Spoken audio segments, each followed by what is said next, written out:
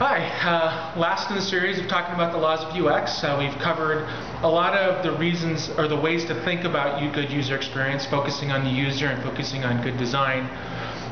We're going to talk a little bit today about the strategy and a little bit of the tactics of implementing a good user experience practice in your organization or on a project. One of the first laws we'll talk about today is, I call it play chess, not checkers. So thinking about good user experience is about thinking about a long-term strategy on a project, thinking about the design way early on. You know this isn't working when you're on a project and it's almost done, and then you think, okay, so now we've got to skin it. That's playing checkers, not chess. It's playing chess is thinking about design and usability way ahead of implementing a design. Also, a common mistake is thinking that you can revolutionize a project in 8 weeks, right? We create a game-changing user experience in 8 weeks. That's not possible either. These things take time to understand users, to design around their user needs, and build to those designs. So take it seriously, take your time. That sometimes lends to over-planning, which brings me to the next law. Rigid plans are plans to fail. So don't swing the pendulum too far in thinking about this strategically.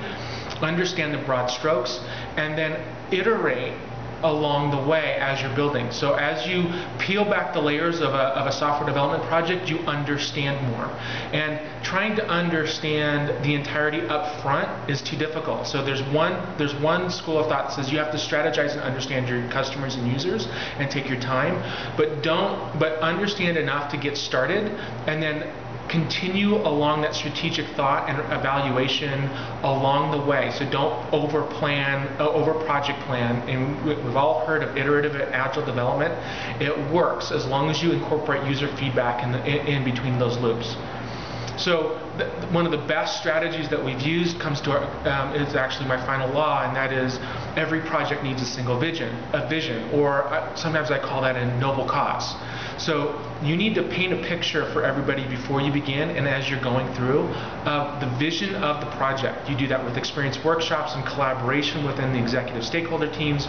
You then go out and validate that with user interviews and define personas and experience maps around those user interviews, and then continue to loop back that single vision into the process as you're wireframing and designing and building the project.